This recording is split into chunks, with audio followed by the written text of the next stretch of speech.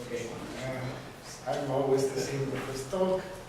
In this, now we will talk about the capacity allocation problem. I mean, it has some kind of similarities with previous talk, but on a different environment. Here we are considering how to execute, to optimally execute MapReduce jobs on the cloud. Okay. I'll give you a brief, as short as I can, introduction of the problem. We have now this fantastic tool that is MapReduce that is attracted a lot of interest because it is able to analyze huge amounts of data and it has properties of scalability that can be matched very well with the cloud computing paradigm. So we can pay per use and buy virtual machine and execute our framework, our MapReduce framework on a huge set of machines. In this case, we can scale and analyze very big set of data.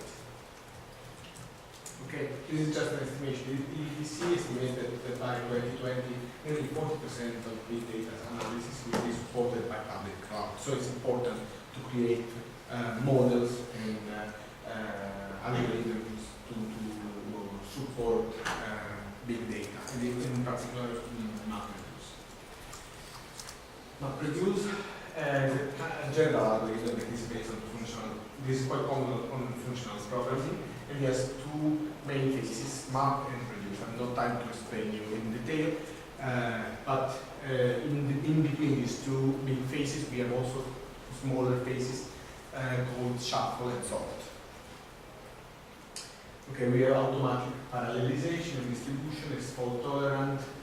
We have the topic of task scheduling inside MapReduce, and also give us monitoring and status updates tools.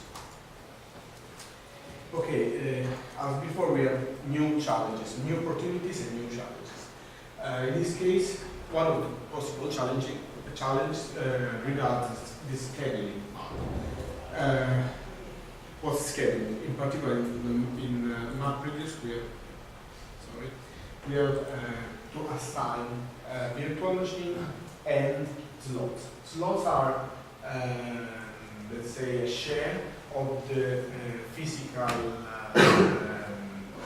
CPUs where to execute a map or a reduce phase. So we have to assign this in order to achieve certain goals. This is like a presentation, not a presentation, just a list of possible schedulers that have been implemented within MapReduce. First in, first out, fair scheduler, capacity scheduler, and other ad hoc schedulers. First in, first out, the first job submitted is the first job to be executed. In fair scheduler, on the other hand, we can guarantee that short jobs are executed in a reasonable time. So they have kind of precedence, let's say. It's not clear, but I have no time to explain you better. Then we have also the organization of jobs in sets, in pool. They were executed in parallel. Let's imagine we have several virtual machines and we can say, okay, this set is only devoted to a pool of MapReduce job, this other set is devoted to a second pool. As in this way we can imagine to have parallel MapReduce frameworks. Okay, we can guarantee minimum shares, there is preemption, also a limit of the concurrent running jobs or tasks. We will analyze now the problem. Okay, this is our system. We are considering the case of Hadoop 2.x system. So the second generation of Hadoop that is the open source implementation of MapReduce, of course. We are using fair or capacity scheduler. So all I just told you about the shares, about pools. are considered to be implemented. We have a set, we want to serve a set of users. Each user requests execution of a job from a certain class, Ji, and each job of these classes has a certain common profile. This means that all the jobs of the same class they should have the same maximum and minimum duration of task or average duration of each task in both in map and in reduce phase. Okay, each class is executed on same number of map slots, SMI, and reduce slot, SLI. And we have a certain concurrency degree, HI. So this means that we have HI jobs with the same profile that can be executed concurrently. Also, we are imagining that we have an admission control mechanism implemented in our system. So to achieve certain quality of service, we can decide to execute concurrently show a reduced number of jobs in that is bounded by below by HI low and upper bounded by HI. Also, we have a set of soft deadline, the DI. This means that we submit the job, but we want that the job is executed within DI seconds, in this case. Okay, so we took the literature, we saw that we already implemented some good bounds, but we worked on them in order to improve them. We analyzed the case of several jobs executed altogether concurrently, and we saw that we can estimate a lower bound and upper bound for each phase, in this case for map, shuffle, and the reduce phase, where N is the number of slots required, S is the number of slots that the system can give, and average is the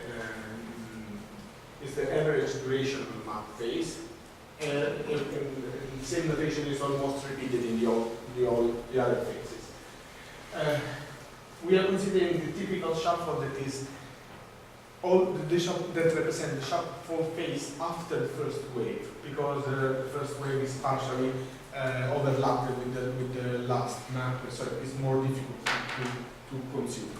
So we put all together this estimation, and we can see that total lower bound for the execution time of a certain job is the lower bound for map plus the average value of the first shuffle value phase plus the lower bound for the typical shuffle plus lower bound for the reduce phase. The same, more or less the same, we can write for the upper bound. The result is something like this. So we can predict the value of certain, the execution time of a certain job by considering those decision variables. So we can decide the concurrency degrees and the actual number of slots that we give. And the other parameters are simply parameters that depend on the job profiles and on the system.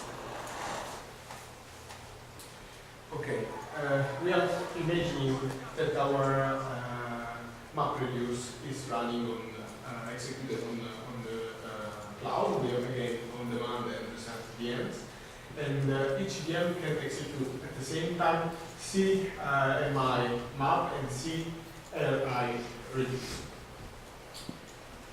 for a certain class function, of course. So the overall execution cost depends on the number of machines involved, the on-demand and results, and on some penalties due to the execution of a shorter number of jobs. So we are basically dropping some jobs from here and there. Also in this case, those are decision variables. Okay, so we can formulate the problem in this way. We have the total cost we want to minimize. Then there is a first set of constraints that represent the fact that we want to meet the deadlines, and this set is obtained starting from the time bounds we showed you before. Also, we have this bounds that is bounds on the total number of virtual machines that we can use.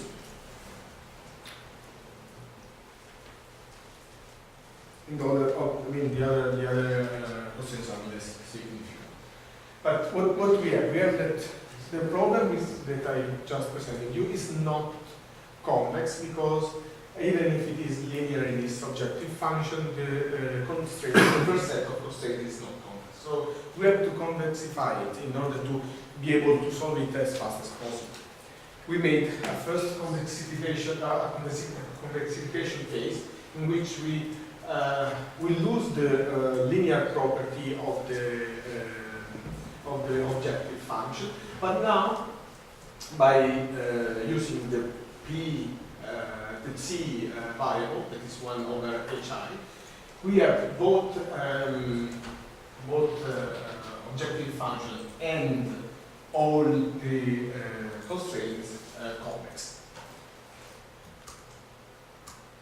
But we can do even more. We can work on the problem by means of this theorem that we can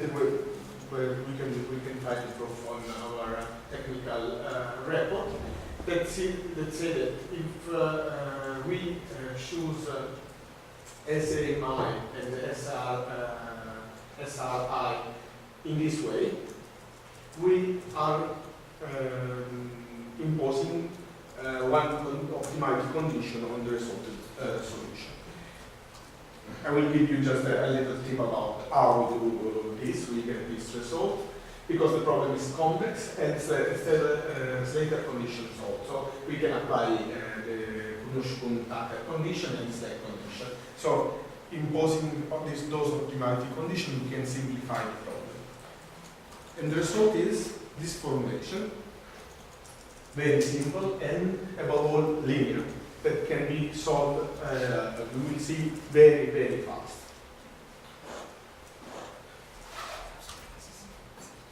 The problem is that we have to calculate gamma 1 and gamma I1 and gamma I2 in this way.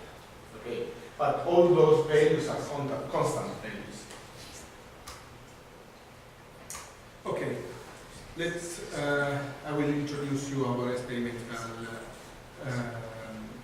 phase or experimental results.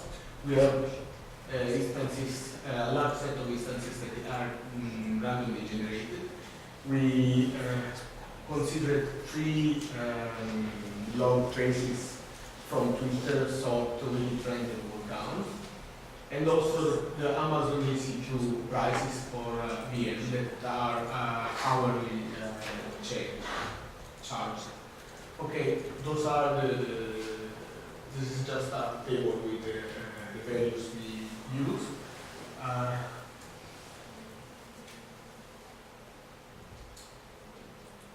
Okay, this is our workbench. We have a virtual box. We analyzed this problem. We executed this problem on a virtual machine based on Ubuntu 12.04. We have 2 part system and 32 gigabyte of RAM. We employed simplex 12, and we considered different traces with a different cardinality from 20 to 1,000 user job, and we moved forward.